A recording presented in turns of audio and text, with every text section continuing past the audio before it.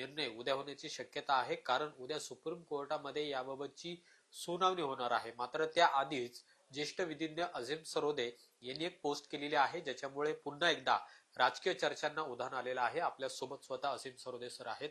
Sir, काय तुम्ही post केलेली आहे ज्याच्यामध्ये तुम्ही म्हणताय की एकनाथ शिंदेबाबत तुम्ही महत्वाचं विधान त्याच्यामध्ये केलेलं आहे. उद्या जी तारीख होईल त्याच्यामध्ये खरंच उद्या सुनावणी होण्याची शक्यता आहे? सिरियल नंबर 37ला सुप्रीम कोर्टामध्ये शिवसेना नाव आणि धनुष्यबाण चिन्ह याबद्दलचा जो सत्ता संघर्ष सुरू आहे ती केस लागलेली आहे. परंतु 37 सिरियल नंबरला प्रकरण लिस्ट झालेलं असल्यामुळे ते 4 वाजेपर्यंत सुनावणीसाठी रीच होण्याची शक्यता कमी आहे.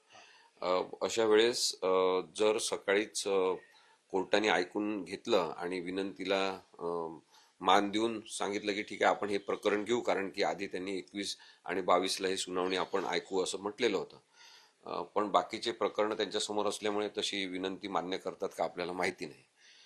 आता याच्यात एवढं नक्की आहे की संविधानिक दृष्टिकोनातून निर्णय द्यायचा असेल तर तो उद्धव ठाकरे यांच्यातर्फेच लागणार हे नक्की आहे. कारण की अगदीच कायदेशीर आणि संविधानिक चुकीचा निर्णय कोणाला देता येणार नाही. यापूर्वी सुद्धा सर्वोच्च न्यायालयाने जो उद्धव ठाकरे यांच्याबद्दल आणि शिवसेनेबद्दल निर्णय दिलेला आहे तो अत्यंत चांगला निर्णय आहे. त्याची चुकीची अंमलबजावणी विधानसभा अध्यक्ष राहुल नार्वेकर यांनी केलेली आहे असं मी आधी सुद्धा सांगितलेलं आहे. त्याच्यामध्ये तुम्ही म्हटलं की एक लोकांचा प्रश्न आहे, जर एकनाथ शिंदेकडून पक्ष आणि चिन्ह हे जर काढून घेतलं तर त्याचा परिणाम आता झालेल्या या निवडणुकीमध्ये आणि खास करून मुंबई महानगरपालिकेमध्ये कसा होईल? प्रत्येकच निवडणुकीच्या वेळेस हा प्रश्न येतो लोकांचा की जर एकनाथ शिंदे यांचं शिवसेना हे नाव किंवा शिवसेनेवरची त्यांची मालकी जी त्यांनी प्रस्थापित केलेली आहे ती आणि धनुष्यबाण पक्षचिन्ह वापरण्याची मुभा काढून घेतली तर काय होईल. तर एकनाथ शिंदे हे त्यांच्या पक्षातल्या सगळ्या सदस्यांसह अनाथ होतील आणि अशा वेळेस त्यांना एकच मार्ग शिल्लक राहतो, तो म्हणजे भाजपमध्ये विलीन होणे. भाजपमध्ये इतक्या मोठ्या प्रमाणामध्ये काँग्रेसमधून शिवसेना उद्धव बाळासाहेब ठाकरे यांच्या पक्षातून इतर पक्षांतून हे लोक आयात केलेले आहेत की ते भ्रष्ट आहेत, गुंड आहेत, सगळ्या प्रकारचे आहेत. तर आता भाजपमध्ये खूप जास्त जागा नाही, त्यामुळे भारतीय जनता पक्षामध्ये एकनाथ शिंदेना घेतलं जाईल, त्यांच्यासोबत काही जणांना प्रवेश दिला जाईल, परंतु त्यांच्यासोबतच्या सगळ्यांना काही प्रवेश देता येणार नाही. अशा वेळेस एक तर नवीन पक्ष काढणे आणि त्या पक्षाखाली सगळ्यांनी नांदणे हा एक विषय आहे. किंवा भारतीय जनता पक्षामध्ये काही जणांना घेतल्यावर अर्थातच काही जणांना मग नवीन पक्ष वगैरे याच्या खाली जायचं नसेल तर ते उद्धव ठाकरे यांच्याकडे परत जाऊ शकतात. जे साधारणतः उद्धव ठाकरेंबद्दलची भाषा त्यांनी चांगली ठेवलेली आहे, दुजाभाव ठेवला नाही, दुर्भावना ठेवली नाही, अशा काही लोकांना मूळ शिवसेना उद्धव ठाकरे या पक्षामध्ये नक्की स्थान देण्यात येऊ शकते. आणि अशा वेळेस महापालिका निवडणुकांचं पाहिलं तर जे निवडून आलेले नगरसेवक आहे ते मोठ्या प्रमाणामध्ये उद्धव ठाकरे यांच्याकडे जाऊ शकतात आणि मग सगळंच महापालिकेचं गणित हे बदलेल. त्याच्यामध्ये महापौर कोणाचा होणार इथपासून तर संख्याबळ कोणाचं जास्त होणार इथपर्यंतचे प्रश्न तयार होऊ शकतात. आणि आता हे जरी जर तरच्या भाषेत मी सांगत असलो तरी जर तरच्याच स्वरूपात हे आपल्याला विचार करावा लागेल, कारण की सर्वोच्च न्यायालयामध्ये याचिका लागली तर असा हा विषय आहे, तिथे निर्णय झाला तर असा विषय आहे. ही जी आपल्या बोलण्यातली अनिश्चितता आहे ती सर्वोच्च न्यायालयामध्ये तारीखवर तारीख होत असल्यामुळे निर्माण झालेली आहे.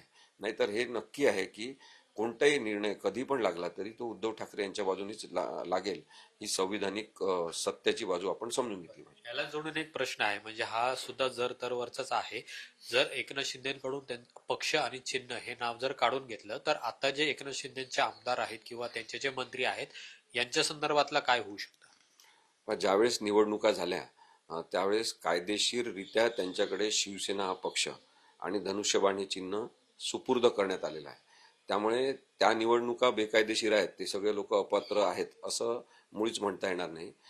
परंतु ते मग शिवसेनेचे आमदार राहणार नाहीत, शिवसेनेचे खासदार राहणार नाहीत, शिवसेनेचे नगरसेवक राहणार नाहीत, तर ते कोणत्या तरी दुसऱ्या पक्षाचे होऊ शकतील. त्यांचं याच्यानंतरच्या निवडणुकांमध्ये धनुष्यबाण हे चिन्ह नसणार, ते शिवसेनेचे उमेदवार नसणार.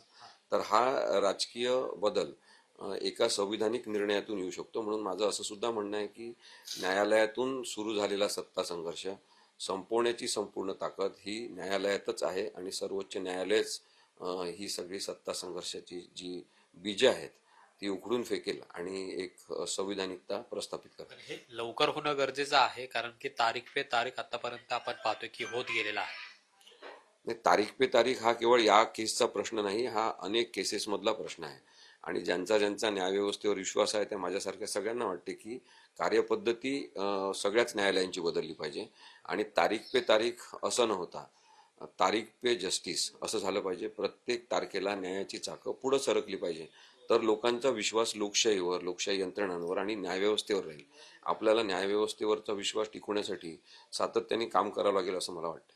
खूप खूप धन्यवाद सर आमच्याशी बोलल्याबद्दल. तर उद्या याबाबतची महत्वाची सुनावणी होत आहे आणि त्यामुळे जर उद्या या 37 नंबर बेंचवर हे जर पटलावर आलं नाही तर मात्र पुढची तारीख कधी देण्यात येते हे पाहणं महत्वाचं असेल. पण याचा निर्णय आहे तो लवकरात होणं अपेक्षित आहे आणि जे काही होईल ते उद्धव ठाकरे यांच्या बाजूनच होईल असा सुद्धा विश्वास आहे तो असीम सरोदे यांनी व्यक्त केलेला आहे. कॅमेरामन तुषार ननावरेसह अमोल धर्माधिकारी, लोकशाही मराठी, पुणे. लोकशाही मराठी ऐका, पहा, जागरूक रहा.